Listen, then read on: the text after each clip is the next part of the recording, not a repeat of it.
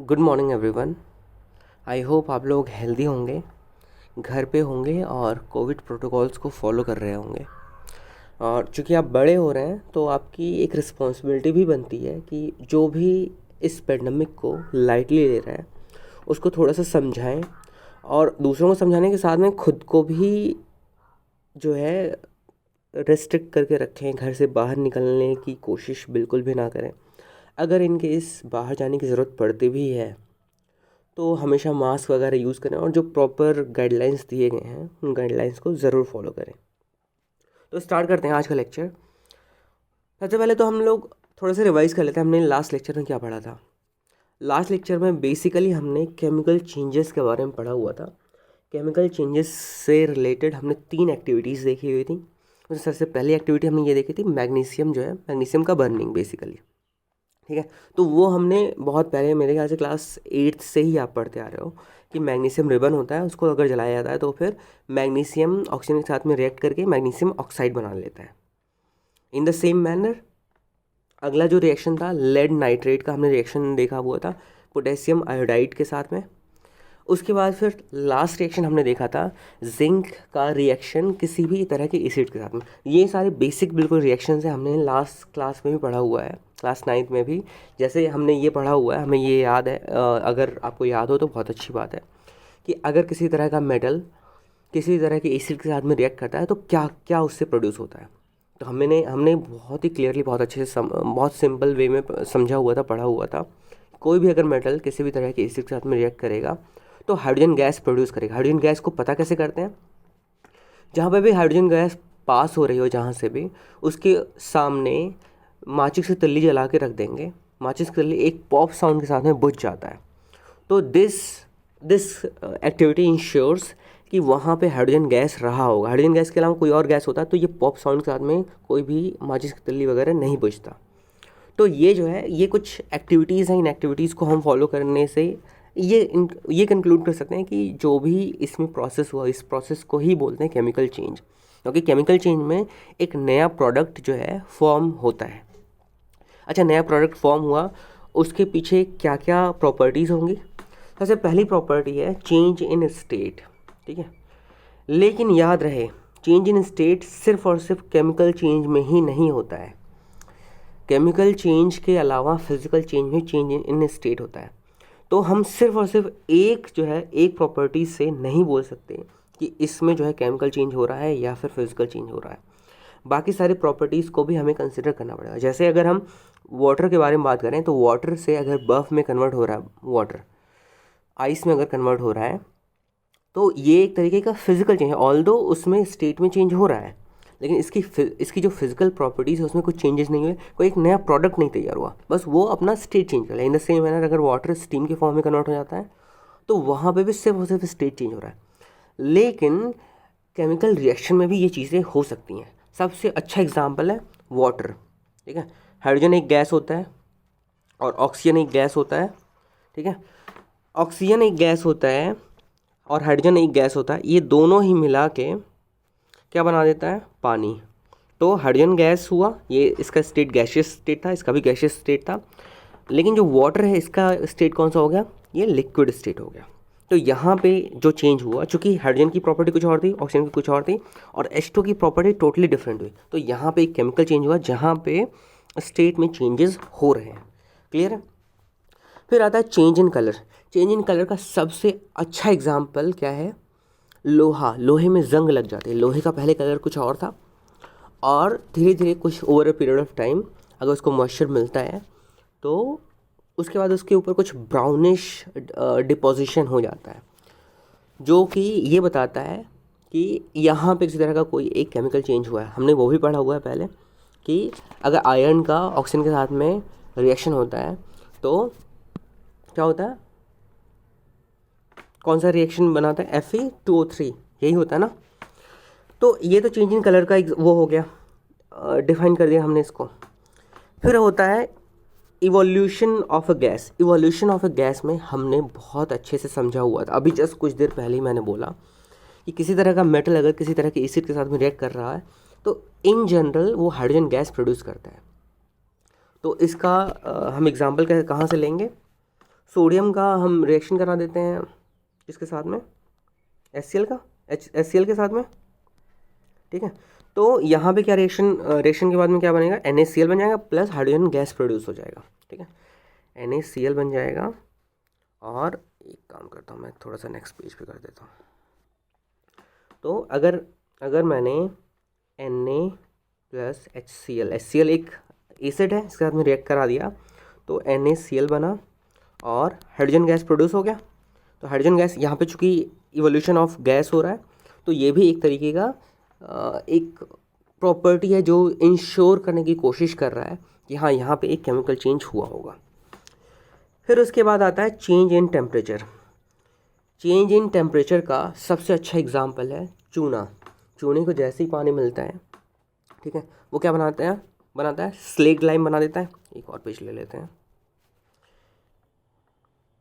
Calcium oxide के साथ में अगर पानी को रिएक्ट करा दिया जाए तो CaOH का होल ट्वाइस बनाता है और ढेर सारा हीट प्रोड्यूस करता है, ठीक है, ढेर सारा हीट प्रोड्यूस करता है। ये हीट प्रोड्यूस हो रहा है, ये भी इंश्योर करता है कि there must be going some chemical changes, ठीक है।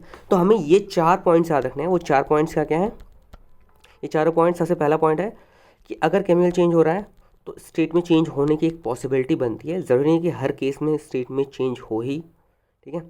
दूसरा, चेंज इन कलर हो रहा है। वेजिटेबल्स आप काटते हो तो जो है वहाँ पे कुछ कलर रेडिश या फिर ब्राउनिश कुछ कलर आ जाता है। जैसे सेब अगर काटो तो सेब के ऊपर ऐसे ही ब्राउन ब्राउन कलर का कुछ आ जाता है, डिपोजिशन हो जाता है। तो वहाँ पे भी एक तरीके का केमिकल चेंज हो रहा है। फिर उसके बाद आता है इवोल्यूशन ऑफ गैस, उसके बाद आता है चेंज इन टेम्परेचर। तो ये 4 पॉइंट्स तो हमें हमेशा याद रखना है कि अगर किसी तरह का कोई भी केमिकल चेंज हो रहा है तो इन चारों में से एटलीस्ट 2-3 तो सेटिस्फाई करेंगे ही करेंगे कंडीशंस। क्लियर है? आगे बढ़ते हैं। तो केमिकल इक्वेशंस जो होते हैं, चूँकि अभी जो भी मैं एग्जांपल्स दे रहा था उस एग्जांपल में आपने देखा होगा कि एक मैं सर्टेन रूल फॉलो कर रहा था। रूल क्या फॉलो कर रहा था, अगर इस केस में देखा जाए, इस केस में हम लेफ़्ट साइड में रिएक्टेंट्स लिख रहे थे और रिएक्टेंट्स जो भी आपस में रिएक्ट करते हैं उनके बीच में एक प्लस साइन हमने बनाया हुआ था, उनके बीच में एक प्लस साइन बनाया हुआ था, ठीक है। और प्रोडक्ट जो है राइट साइड में लिख रहे थे हम, ठीक है, और उसके बीच में हम एरो हमेशा एक दे रहे थे और एरो जो है प्रोडक्ट की तरफ जो है उसका डायरेक्शन हुआ करता, उसका हेड जो है प्रोडक्ट की तरफ हुआ करता था। अगले केस में भी हमने यही किया था, लेफ़्ट में रिएक्टेंट्स, उनके बीच में प्लस साइन, उसके बाद से राइट में प्रोडक्ट्स, उनके बीच में भी प्लस साइन, उसके बाद से उनके बीच में एक एरो हेड जो कि प्रोडक्ट की तरफ जो है उसका डायरेक्शन होगा। क्लियर है? तो केमिकल इक्वेशंस लिखने का बड़ा सिंपल सा यही फॉर्मूला है, तरीका है। और तरीका क्या है कि हम लेफ़्ट साइड में रिएक्टेंट्स लिखते हैं और राइट साइड में प्रोडक्ट लिखते हैं, प्रोडक्ट या फिर प्रोडक्ट्स लिखते हैं। एक से ज़्यादा रिएक्टेंट्स हो सकते हैं और एक से ज़्यादा प्रोडक्ट्स हो सकते हैं, ठीक है। और बीच में एक एरो साइन होता है। यहाँ तक क्लियर है? लेकिन इसमें एक चीज़ देखा होगा आपने कि जैसे मैग्नीशियम और ऑक्सीजन रिएक्ट कर रहे हैं और मैग्नीशियम ऑक्साइड बना रहे हैं, बड़ा ही लेंदी सा बन रहा है, इतना ढेर सारा हमें लिखना पड़ रहा है। तो अगर हम इतना ढेर सारा लिखेंगे तो हमारा जो है टाइम कंजम्पशन बहुत ज़्यादा होगा। तो हमने इसके लिए क्या किया कि एक नया तरीका ढूंढा। तरीका क्या ढूंढा कि इसकी जगह पे हम पूरा नाम लिखने की जगह पे इसका जो सिंबल होता है वो सिंबल्स हम यूज़ करें, ठीक है। तो जब सिंबल्स यूज़ करेंगे तो हम किस तरह से केमिकल इक्वेशंस लिखें ताकि हम ज़्यादा ईजी वे में लिख सकें, ज़्यादा इन्फॉर्मेटिव हो, ज़्यादा कम स्पेस ले, ज़्यादा कम टाइम ले। तो हमने यहाँ पे देखा कि वही सेम मैग्नीशियम और ऑक्सीजन को अगर हमने रिएक्ट करवाया था तो लेफ्ट साइड में मैग्नीशियम की जगह पे Mg लिख दिया मैंने, ऑक्सीजन की जगह पे O2 लिख दिया और प्रोडक्ट में MgO लिख दिया। यहाँ तक क्लियर है? In the same manner potassium iodide का रिएक्शन कराया हमने KI। ये I थोड़ा सा L टाइप का लग सकता है आपको, तो I के लिए, I की क्लैरिटी के लिए I ऐसे करके आप लिख सकते हो, ठीक है। तो पोटेशियम आयोडाइड जो है रिएक्ट कर रहा था लेड नाइट्रेट के साथ में, और क्या बनाया, क्या क्या प्रोडक्ट्स बनाया, पोटेशियम नाइट्रेट और लेड आयोडाइड।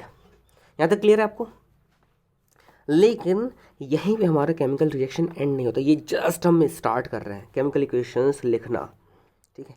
तो इवेंचुअली ये एक पूरा प्रोसेस है, इस प्रोसेस को हम एक बार देख लेते हैं। इवेंचुअली हम जब कंक्लूजन में पहुंचेंगे तो हमें उतना ज़्यादा प्रोसेस के थ्रू नहीं जाना पड़ेगा, हम शॉर्टकट्स मारेंगे।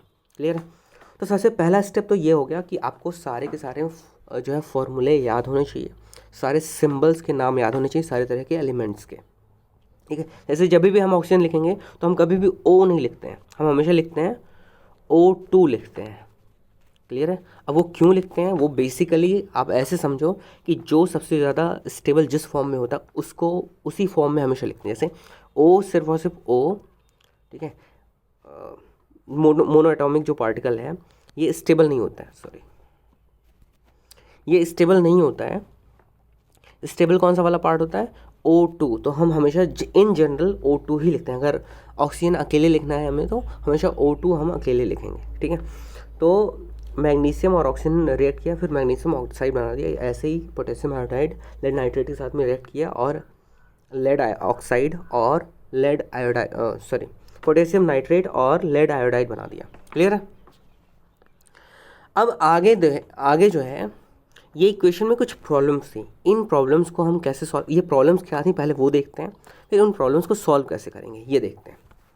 जैसे ये एक रिएक्शन है जिंक प्लस सल्फ्यूरिक एसिड, ठीक है। तो जिंक सल्फेट बनाया और हाइड्रोजन बनाया। इसको ज़्यादा शॉर्टकट वे में या ज़्यादा प्रॉपर वे में हम कैसे लिखते हैं, जब सिंबल्स के फॉर्म में लिखते हैं। तो जिंक की जगह पे Zn लिख दिया हमने, सल्फ्यूरिक एसिड की जगह पे H2SO4 लिख दिया, और जो प्रोडक्ट्स बने राइट साइड में उसको हमने क्या लिखा, ZnSO4 जिंक सल्फेट को लिख दिया। और हाइड्रोजन गैस रिलीज़ हो रहा था, क्योंकि हमने ये पढ़ा हुआ था कि कोई भी अगर मेटल अगर किसी तरह की एसिड के साथ में रिएक्ट करता है तो हाइड्रोजन गैस ज़रूर प्रोड्यूस करता है। तो ये वही सिंपल सा रिएक्शन है। अब इसमें हम ये देखते हैं सारे एलिमेंट्स को जो है लेफ्ट साइड में और राइट साइड में एक बार चेक कर लेते हैं। ये एक टेबल हमने बनाया हुआ है, हमने क्या मतलब बुक में बनाया हुआ है, ये थोड़ा सा ज़्यादा आपके कन्वीनियंस के लिए, बाकी इतना ज़्यादा हमें लेंदी जाना नहीं होता है, ठीक है। तो हमने एक टेबल बनाया, उस टेबल में क्या किया, जितने भी एलिमेंट्स थे सारे, कंपाउंड के बारे में बात नहीं कर रहा हूँ, कंपाउंड क्या था, जिंक था, जिंक तो एक एलिमेंट हो गया, H2SO4 एक कंपाउंड था, ठीक है। फिर ZnSO4 भी एक कंपाउंड था, और हाइड्रोजन जो है वो एक एलिमेंट था। यहाँ तक क्लियर है आपको? कंपाउंड और प्रोडक्ट में, कंपाउंड क्या होता है, एक से ज़्यादा एलिमेंट्स मिल के आपस में जो एक कुछ नया स्ट्रक्चर तैयार करते हैं, नया एक प्रोडक्ट तैयार करते हैं। इस तरह के प्रोडक्ट को क्या बोलते हैं, एक से ज़्यादा जहाँ पे एलिमेंट्स इन्वॉल्व होंगे वहाँ पे हम क्या बोलेंगे, उसको कंपाउंड बोलेंगे। यहाँ तक क्लियर है? हमने क्लास 9 में ये पढ़ा भी हुआ है। लेकिन इसमें जो एलिमेंट्स, इन कंपाउंड्स में जो एलिमेंट्स इन्वॉल्व हुए हैं उन एलिमेंट्स के बारे में बात करते हैं। जैसे अगर हम कंपाउंड एक है H2O, वाटर के बारे में बात करें तो वाटर कंपाउंड में कौन कौन से एलिमेंट्स मौजूद हैं, हाइड्रोजन मौजूद है और ऑक्सीजन मौजूद है, यही मौजूद है ना। In the same manner zinc जो है ये ऑलरेडी एक एलिमेंट है, इसमें तो कुछ बोलने की ज़रूरत ही नहीं, ये तो ऑलरेडी खुद से ही एक एलिमेंट है, ठीक है। लेकिन H2SO4 ये एक कंपाउंड है, इसमें एक से ज़्यादा एलिमेंट्स मिले हुए हैं। इसके एलिमेंट्स कौन कौन से होंगे, एक तो हाइड्रोजन हो गया, ठीक है। उसके बाद से S से क्या हो गया, सल्फर हो गया, O से क्या हो गया, ऑक्सीजन हो गया। यहाँ तक क्लियर है? फिर उसके बाद से आगे का और देख लेते हैं। राइट साइड में देखते हैं ZnSO4 क्या ये एक कंपाउंड है, तो आंसर है यस। क्यों एक कंपाउंड है, क्योंकि इसमें एक से ज़्यादा एलिमेंट्स इन्वॉल्व हैं। कौन कौन से एलिमेंट्स हैं, एक तो जिंक हो गया, ये जिंक हो गया, एक मिनट, ये जिंक हो गया, जिंक के बाद क्या बचा, सल्फर हो गया, ये सल्फर भी हो गया, फिर एक बचा ऑक्सीजन भी हो गया। ये तीनों एलिमेंट्स इन्वॉल्व हुए थे तब जाके एक कंपाउंड बनाया था, उस कंपाउंड का नाम था ZnSO4। ये भी क्लियर हो गया। उसके बाद से दूसरा जो प्रोडक्ट है वो क्या है, H2। तो हाइड्रोजन में जो है कितने हाइड्रोजन के पार्टिकल्स हैं, H2 में 2 हाइड्रोजन के पार्टिकल्स हैं ना। यहाँ तक भी क्लियर हो गया आपको? अब इसी चीज़ को जो है टेबल के फॉर्म में दिया हुआ कि जितने भी एलिमेंट्स इसमें मौजूद थे, सारे एलिमेंट्स के नाम हमने यहाँ पे टेबल में सबसे पहला वाला जो कॉलम है उसमें लिख लिया। कौन कौन सा सबसे पहले? जिंक लिख लिया, हाइड्रोजन लिख लिया, सल्फर लिख लिया और ऑक्सीजन लिख लिया। क्या इन चारों एलिमेंट्स के अलावा कोई और पांचवा एलिमेंट इसमें मौजूद है इस रिएक्शन में? अगर हाँ तो आप मुझे बता सकते हो कि कौन सा एलिमेंट मौजूद है। अगर नहीं तो फिर बस ठीक है, हम इसके आगे कंटिन्यू करते हैं। तो एलिमेंट में जो है जिंक की अगर हम बात करें, जिंक जो है लेफ्ट साइड, ये जो एरो है, एरो के लेफ्ट साइड में भी जिंक है और राइट साइड में भी जिंक है। ये क्लियर हो रहा है? तो हम दूसरा जो कॉलम बनाएंगे उस कॉलम में एक LHS लिख लेंगे और दूसरा जो है एक और कॉलम बनाएंगे,